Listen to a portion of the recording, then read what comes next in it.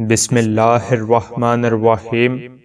ناظرین، بہلول تاریخ کا ایک ایسا بے مثال کردار ہے جسے آل محمد کے معجزے سے تعبیر کیا جائے تو غلط نہیں ہوگا۔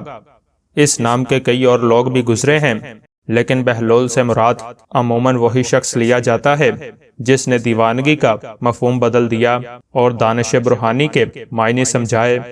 تاریخ کے صفحات میں وہ واحد دیوانہ ہے جو دانائے راز ہے، اور وہ تنہا پاگل کہلانے والا ہے جو دانش مندوں کو حکمت و دانش سکھاتا ہے۔ اس نے ایک ایسی انوکھی راہ چنی تھی جو آج تک کسی کے قدموں سے پامال نہیں ہوئی۔ ایک دفعہ کا ذکر ہے کہ خراسان کا ایک مشہور فقیہ بغداد تشریف لایا تو خلیفہ ہارون رشید کو بھی اس سے ملاقات کا شوق پیدا ہو گیا۔ چنانچہ فقیہ کو اپنے دربار بلایا اور گرم جوشی سے اس کا استقبال کیا اور بڑی قدر و منزلت کے ساتھ اپنے پاس بٹھا لیا۔ فقیہ اتنی عزت و افضائی پر پھولے نہ سما رہا تھا اور خلیفہ پر اپنے علم کی داغ بٹھانے کی کوشش کر رہا تھا۔ خلیفہ بھی اس کے علم سے خوب متاثر ہو رہا تھا کہ اتنے میں کہیں سے پھرتے پھراتے بہلول رحمت اللہ علیہ بھی دربار میں آن پہنچے۔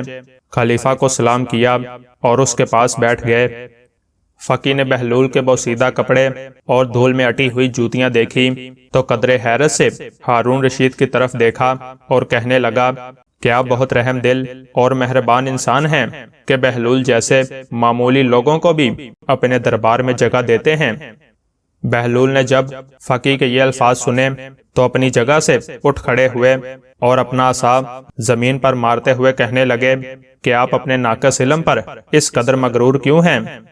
آپ میری ظاہری حالت کا خیال نہ کیجیے اور اسی وقت میرے ساتھ علمی مباحثہ کرنے کے لیے تیار ہو جائیں تاکہ آپ کو پتہ چل سکے کہ آپ تو کچھ بھی نہیں جانتے۔ فقیہ نے غصے بھری نظروں سے بہلول کو دیکھا اور کہنے لگا، میں نے تو سنا ہے کہ تم پاگل ہو اور میں پاگلوں کے ساتھ علمی مباحثہ نہیں کرتا۔ تو بہلول رحمت اللہ علیہ فرمانے لگے کہ میں کب کہتا ہوں کہ میں پاگل نہیں ہوں؟ میں تو خود اس بات کا اقرار کرتا ہوں، مگر آپ ہیں کہ اپنے علم پر بڑا ناز کرتے پھرتے ہیں۔ تو آئیں میرے ساتھ مباحثہ کیجئے۔ خلیفہ ہارون نے قہر آلود نگاہوں سے بہلول کی طرف دیکھا اور ان سے کہنے لگا، بہلول خاموش رہو، تم نہیں جانتے تم کس سے بات کر رہے ہو۔ یہ خراسان کے بہت بڑے عالم ہیں۔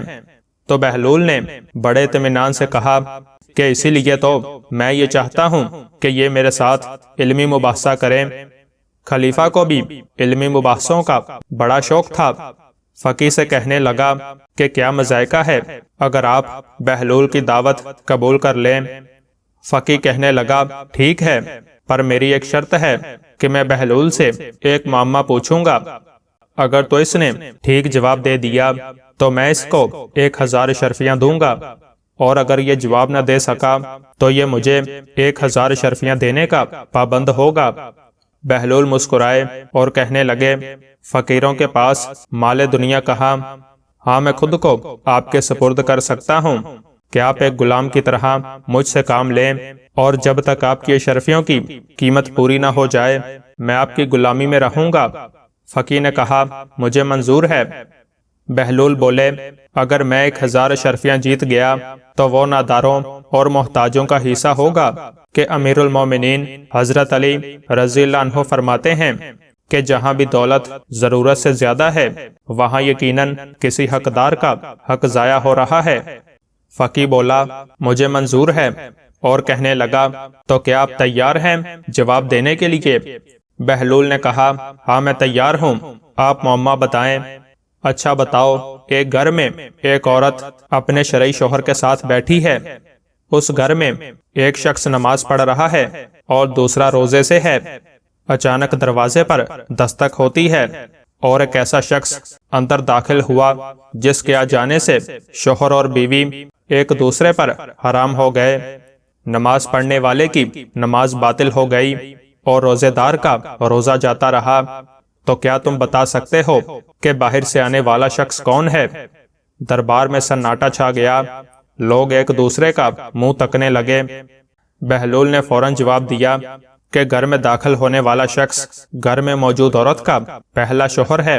جو سفر پر گیا ہوا تھا اور اطلاع یہ ملی تھی کہ اس کا دوران سفر انتقال ہو گیا ہے، اور اس کی بیوی نے اس کے پاس بیٹھے شخص سے عقد کر لیا اور 2 مردوں کو اجرت دی کہ وہ میرے مرحوم شوہر کی قضا نمازیں پڑھیں اور روزے رکھیں۔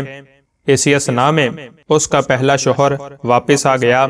چونکہ اس کی موت کی خبر غلط تھی، اس لیے عورت کے پاس بیٹھا شخص جس کے ساتھ اس نے عقد کیا تھا وہ عورت پر حرام ہو گیا، اور نمازیں اور روزے رکھنے والوں کی عبادت بھی باطل ہو گئی۔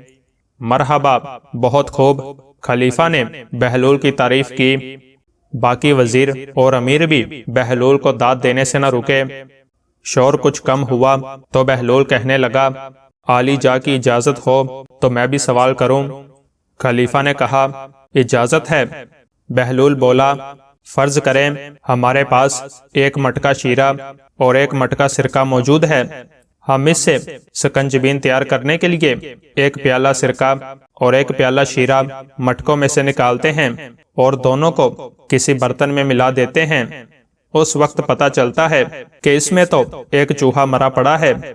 کیا آپ بتا سکتے ہیں کہ وہ مرا ہوا چوہا سرکے کے مٹکے میں تھا یا شیرے کے مٹکے میں؟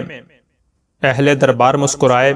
سب کی نگاہیں فقی پر لگی ہوئی تھی کہ وہ اس معاملے کو کس طرح حل کرتا ہے۔ فقی گہری سوچ میں ڈوب گیا اور کافی دیر تک ایک لفظ بھی نہ بولا۔ خلیفہ ہارون اتنا انتظار نہ کر سکا اور بولا، بہلول نے تمہارا معاملہ حل کرنے میں 1 لمحہ بھی نہیں لگایا، تمہیں بھی اس کے سوال کا جواب اسی طرح دینا چاہیے۔ فقی نادم سا ہو گیا، اس کی نگاہیں جھک گئیں۔ آخر کار اس کو اپنی کم علمی کا اعتراف کرنا ہی پڑا۔ فقی بولا، عالی جا، میں اس سوال کو حل نہیں کر سکتا۔ خلیفہ ہارون نے بہلول کی طرف دیکھا اور اس سے کہا کہ تم ہی اس معاملے کو حل کر دو۔ بہلول مسکرائے اور فقی سے کہنے لگے، کیا حضرت آپ ابھی بھی اپنی ناسمجھی کے قائل ہوتے ہیں یا نہیں؟ فقی بولا، بہلول، تم نے مجھے احساس دلا دیا کہ علم کی کوئی حد نہیں۔ کسی کی ظاہری حالت دیکھ کر اس کے کمتر ہونے کا خیال نہیں کرنا چاہیے۔